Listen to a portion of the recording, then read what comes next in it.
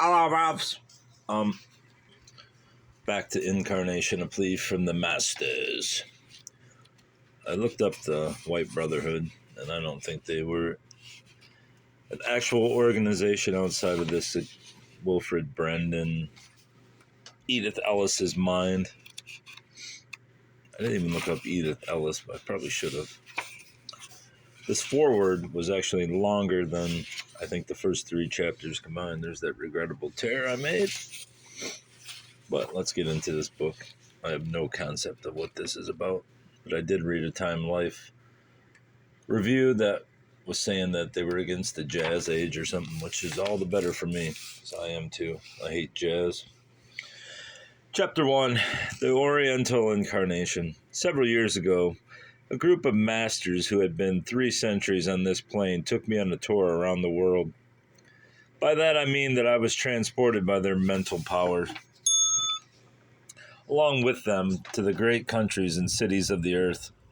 We could observe for ourselves the lives of the people and their customs.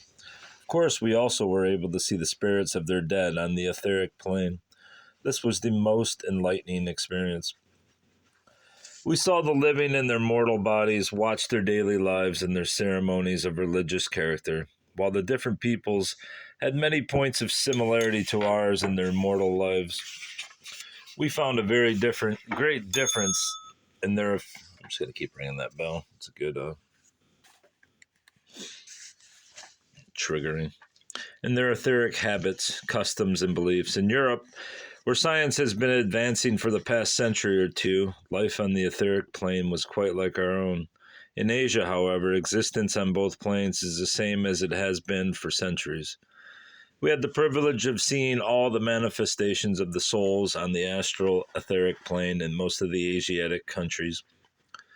Their different religious observances made it a most informing experience. We had come from a realm reflecting American science and modified tradition. We found ourselves in the midst of regimes that have not changed since man has been able to record his history. The theme of these few essays is incarnation, and it is to that subject that I shall adhere in relating my observations in other parts of the world. I am speaking of this subject in order to dispel the idea that all peoples incarnate in the same way. Science has made advances in incarnation, as it has in many other matters affecting the human race. To the Orientals, anything but the ancient way is a violation of the laws that have governed their ancestors, and therefore they suspect it of being of evil design. It may be that in time they can be persuaded to adopt our methods, but at present they will have none of them. I am convinced that our way of incarnating is an advance and a far better system. Our reasons will be obvious as I explain the difference. In the Orient, when a soul desires to incarnate, he is the sole arbiter. He can do so at will, provided he can find an opportunity. The spirit that longs once more to have a mortal body haunts the abode of a pair of lovers. When he finds that the time is propitious, I'm going to say propitious, he enters the womb of the woman. What? And the incarnation is accomplished. He has only to visualize himself as a minute cell. That is a very simple and uncomplicated mental process. We are what we think we are in the etheric body. The Eastern teachers of these souls have only to explain that the student wishing to incarnate need only see himself as a single cell and to think himself in the maternal womb at the moment of conception. There he will be once more on the way to mortal life. No doubt this is the simplest and easiest way to take on a flesh body, but it has such dangerous features that enlightened souls dread to take the risk.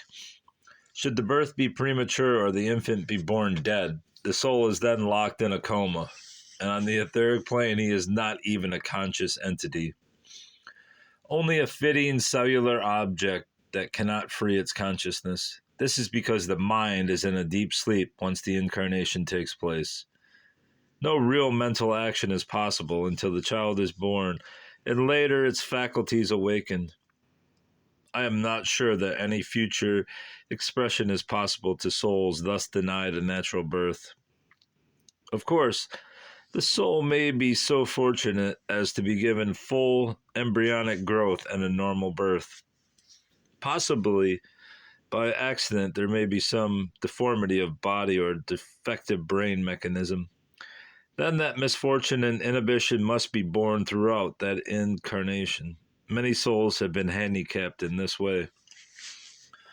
Our visit to these countries where this form of incarnation is still the law was a sad one. We felt the utter tragedy for both the souls wishing to incarnate and for those lovers whose privacy must be invaded in the most sacred of all intimacies.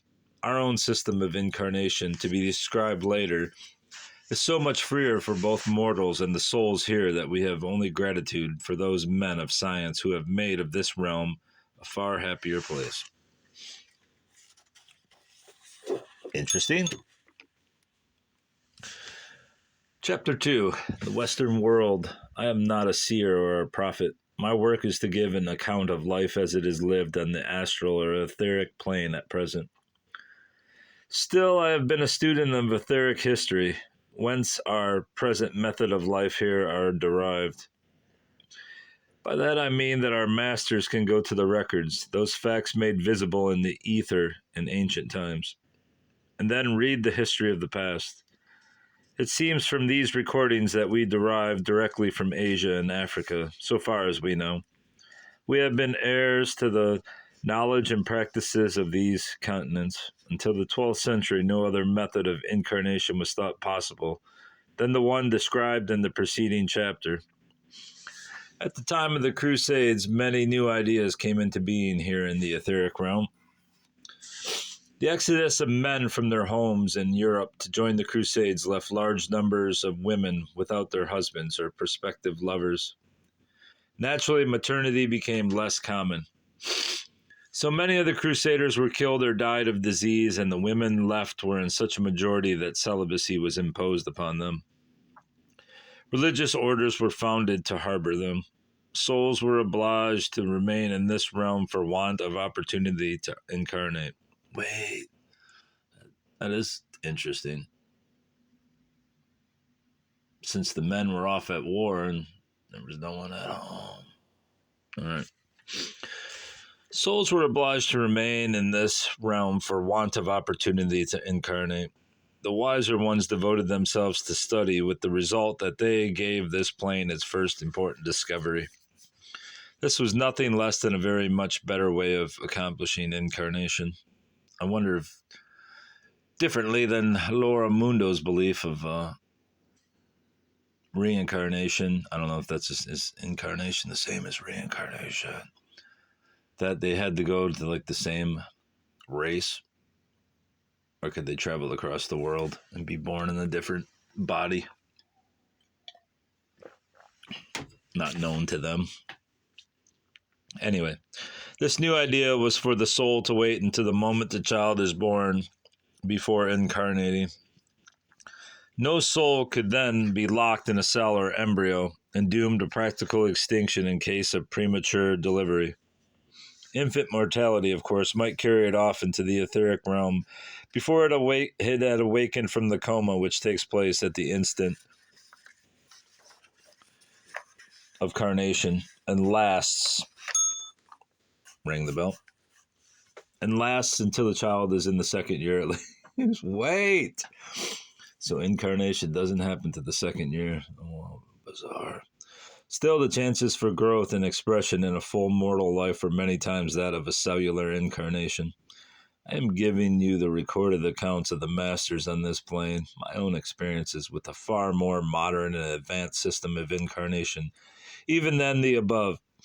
Of course, I am aware that many people here, as well as with you, have an idea that the quickening of the embryo in the 4th month of gestation is the sign that the soul has then entered the body. I am quite positive that this is a superstition and nothing more. Life is going on in the animal body and growth taking place from the moment of conception. A time comes when its muscles are formed and it begins to move. This is true of lower animals also. I understand the many reasons why devout people make this the sign of the soul's entrance, but we cannot affirm it.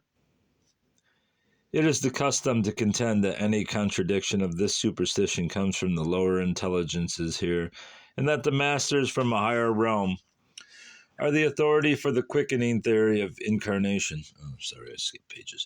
This is an old way of imposing an idea upon mortals. I cannot see any point in assuming that there is a set time during gestation when all souls must incarnate. There is a set time when the embryo becomes active, whether or not a soul is incarnated in it. The Oriental incarnation disproves the quickening theory. What mankind needs to know is that the methods of life are modified on both our plane and yours as science comes to understand the laws of being. Chapter 3. The Modern Way. As I am not addressing scientists, I use ordinary everyday terms to describe the process of incarnation.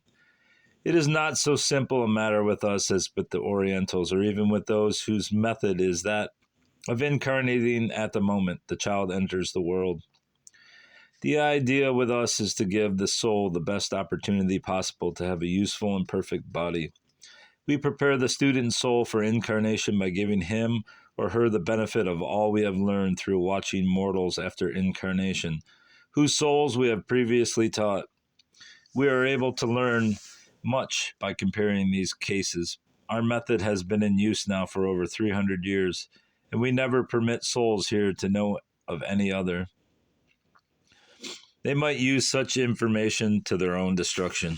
Prevailing methods of contraception would, in the majority of cases, ensure certain frustration in our incarceration for the soul. This is not said in criticism, for we do not believe that cellular incarnation is either wise, safe, or necessary, and the evils of continuous pregnancy are too well known to require stressing. In our modern method, it is 5 weeks or sometimes as late as 8, according to the child's development and vitality, before a soul enters its body. This requires constant practice for the soul, envisioning himself as the replica of the infant. He finally has concentrated until it becomes possible. Frequently, his friends help him by staying with him near the child and adding their impression to his. Even then, he is helpless to enter the infant's body, unless one of the etheric physicians gives his aid. These are men whose entire lives here are given over to helping souls incarnate. So there's like a whole, that's the White Brotherhood. They must just be, they're not only advising, but they're delivering the soul to the new body. Interesting, buddy. The act requires the physician to see in his mind's eye the spinal cord of both the child and the soul who is to incarnate. The physician can, with a little peculiar visualization, merge the two. It is not physical yet the results are physical. The entrance of the soul into the child's body automatically seals the soul's memory. For several months, the soul sleeps or is dormant. The baby will have the animal instincts to learn to use its body, to feed, to sleep, and to perform its organic functions. It is only when the soul awakens that the child will show any cohesion of ideas independent of feeding, moving, or sleeping. Such is incarnation as we know it today. I am hoping that this knowledge will help clear away some of the contradictions that many serious students of life are faced with. They feel there must be but one way only to incarnate. They have been told of the different periods for it, and this discrepancy has made them doubt all the information given. Many are questioning the harmonizing of these different revelations of method. I hope that the reader will see how we are all on the same path, even though some accept progressive means to give to the soul greater security for its evolution. Chapter 4, What We Hope For. None of the masters here has made the present method of incarnation a fetish.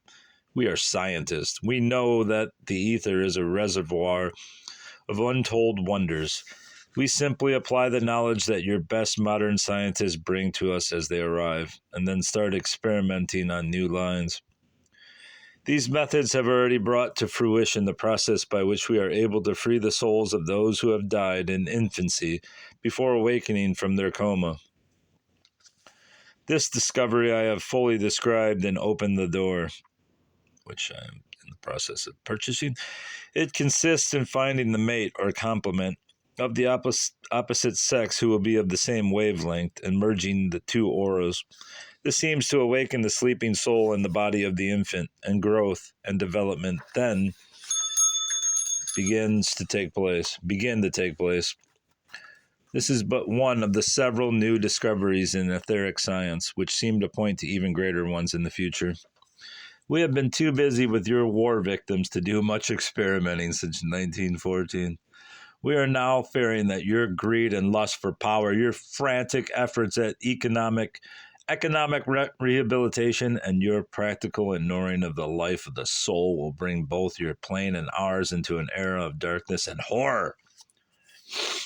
What scientists need is peace of mind if they are to work to help humanity on its path of enlightened progress. We can only send through these warnings and hope that you will heed them. We have no other means of reaching you. Incarnation should be a blessing. You are making of it a curse. You of the present generation cannot rid yourself of the responsibility of making an effort to study intelligently the warnings that we have given you.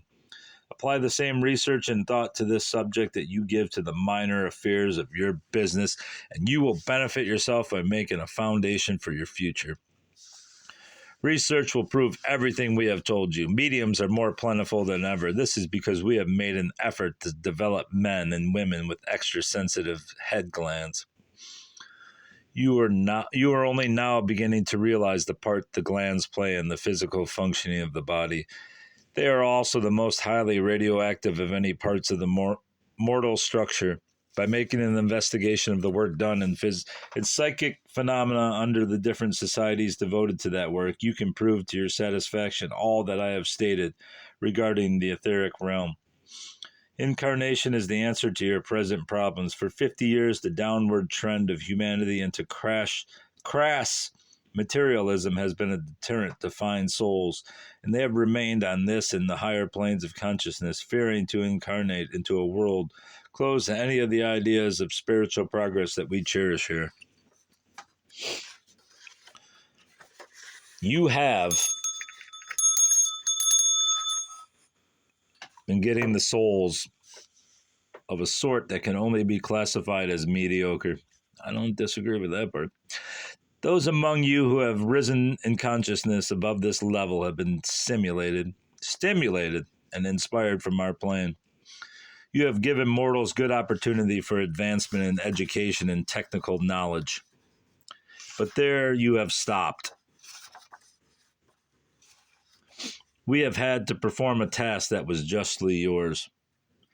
We have done this in the cause of race advancement and enlightened self-interest. We wish to see a mortal plane worth incarnating into. We realize as never before the stress and strain that mortals are under, and we are hoping that in the search for the light they may come to see that the world is suffering from the despair of finding that mortal life as you now make it is not worth incarnating for. Here we continue to hope for an enlightened period.